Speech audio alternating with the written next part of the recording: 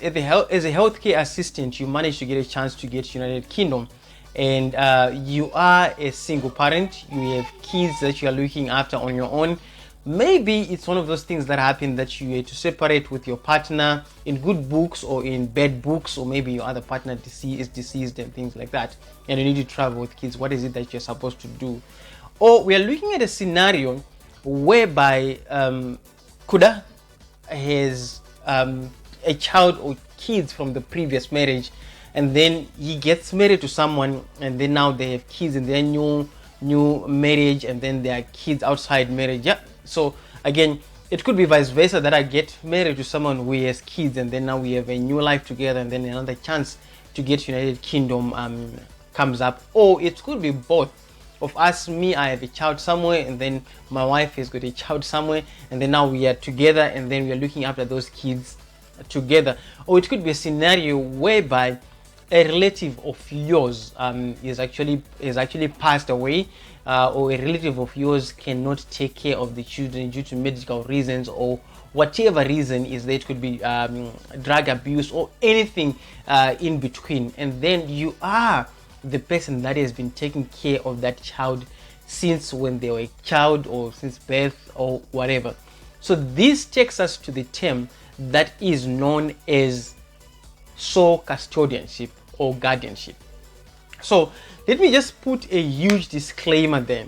The purpose of this video is just to give you a heads up, okay, so that you understand the next step that you need to take. Because one of the scenarios that I've actually come across is that these very specific people that I've actually spoken about, when they're doing the process of going to the United Kingdom as a healthcare worker or healthcare assistant, they do everything, and when they want to apply for those type of kids, they then get surprised. Wow, this is what I'm supposed to do, and then they have to rush the process and things like that. So the process is called sole custodianship. Now, my disclaimer says I'm not an immigration lawyer, or I'm not a lawyer, okay? I'm just giving you advice based on just the few people that I've actually assisted that had some matters like that, and I'm just going to tell you exactly how they were able to solve it and how they were able to do it. And what you need to do is to make sure that you go to a professional aspect about this topic that we're talking about. So let's say you have that kind of scenario. So there is one set of papers that is needed. Remember, I mentioned that is called sole custodianship or guardianship. Okay, these are two different things. You just need to do a research and find out what is the difference. But when you're looking at sole custodianship, it's a document that states that Kuda and his wife, okay, or Kuda has been given the right or the legal right to make decisions for this minor. That is for their health care, education, and decision making and things like that. However, in our African context, or in our African culture, these things do happen. Okay, you can actually in Zimbabwe they call them muvandiripo, mwana muvandiripo. So someone takes care of that child until they grow up, and what they don't do now is to put the paperwork that states that this person is responsible for this child. Okay, so now that you're traveling to United Kingdom, a lot of people, they think that for me to take that child with me to United Kingdom, I just need an affidavit from the police. A lot of people have actually traveled to South Africa from Zimbabwe, okay, with a child. They just go to the police, they get the affidavit, and then they cross over the border. But when it comes to United Kingdom, it's a whole different case, and this is exactly what you need to do. This document that I'm talking about is a document that is issued through the court, okay? And what you just have to do after watching this video is to go to your nearest court to ask what is it that I'm supposed to do, or find an immigration lawyer or any lawyer for that matter, and then they give you advice on what you need to do. Okay, so the decision is passed on by the court. It's not passed on by the police. Okay, so the reason why it's passed on by the court, it's not a one-day process whereby you walk into the court and then the next minute you walk out with that document, and that document again is needed when you're applying for the visa for this very specific child. Okay, so when you go to the court, the court is going to carry on an investigation. Let's say this is Kuda, I need to travel with my son from a previous marriage, and then I'm supposed to travel with my wife. My wife is the one who managed to get the job in the United Kingdom, and we need to also carry our kids and then carry the kids from my previous marriage, or could be from my wife's previous marriage. Now, it's not as easy as just, getting the affidavit and then I take the child and then I go with him. So when I go to the court, what the court is going to do is going to contact the mother, okay, the other partner, to say, okay, this is what needs to happen. Can you please sign these papers? Are you in agreement with what's happening? And then that partner signs. Or if that partner is nowhere to be found, the court knows how to deal with that. Or if that partner is refusing, again, the court knows how to deal with that. Again, the process of going to the court is going to be back and forth. Other people, they use lawyers, okay? So once you get that document, it's called sole custodianship or guardianship documents, okay? Just find out the difference, okay? Once you get that, you are also going to need a document for a letter from school, okay? A letter from school that says that Kuda and his wife has been taking care of this child since this blah blah blah blah. It's a letter that is stamped by the headmaster, and then the headmaster stamps, and then you add on to that document. Again, you're going to need a letter from the doctor, okay? You're going to need a letter from the doctor. Again, the doctor says that, or the clinic says that, okay, this person has been taking care of the child, and then boom, the letter is there. You're going to need a letter from the church. The church is going to state that, okay, Kuda has been coming with this child to church ever since this time. We have been seeing them together and things like that. And then that letter is there. If there is any evidence that you can actually produce to add on to that, you can actually just get a letter and add on to that. Now, when you're doing the visa application, I've also come across situations whereby just from birth, the father of the child hasn't been there.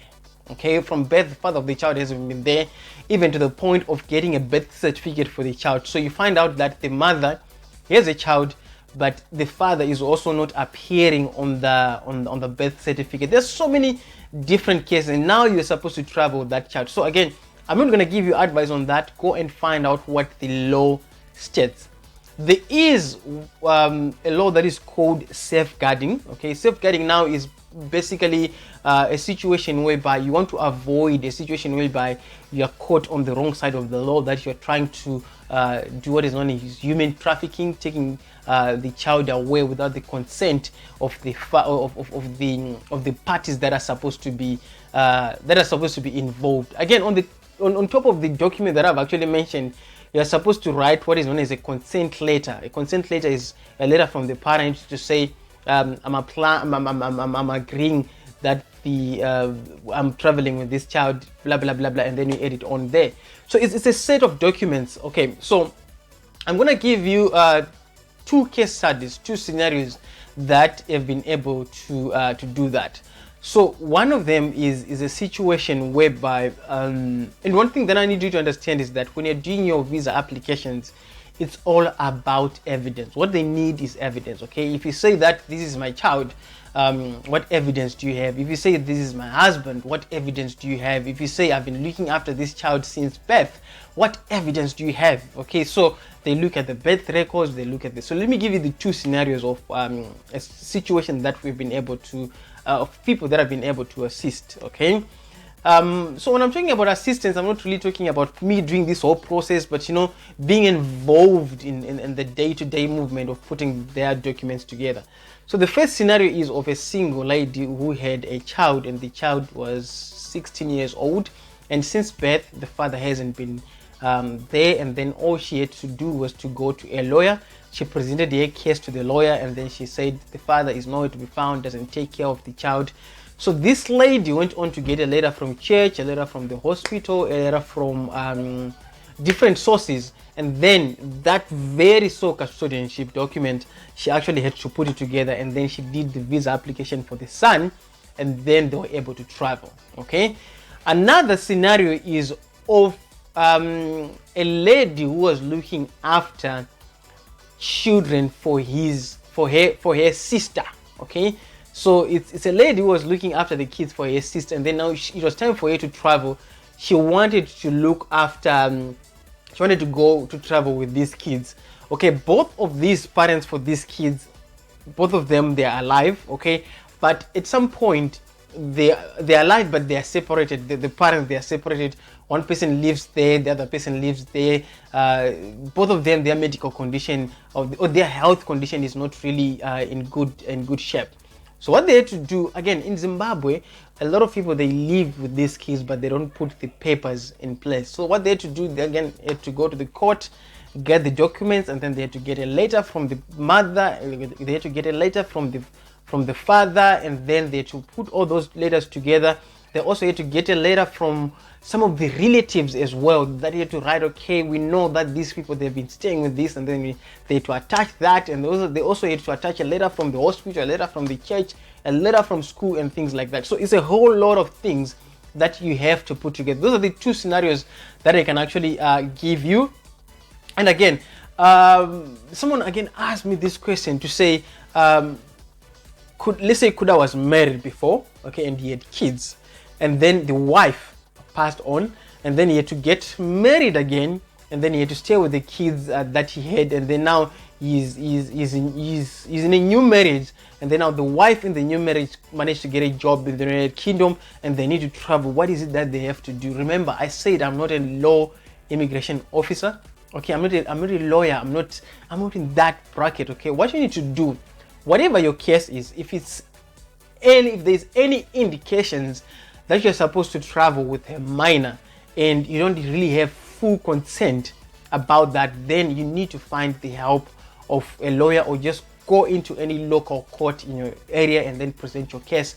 They will be able to help you with proper documentation. But if your case is like this, you are a couple, you have a marriage certificate, and then both of your names appear on your child's birth certificate, then you'll be good. You don't need to do the custodianship for your kids. Okay, so I'm just talking about an issue whereby there has to be external consent or agreement that needs to be done for you to be able to travel with the kids. So the reason why I'm doing this video is so that a lot of people, they think of doing this process when they travel over to United Kingdom.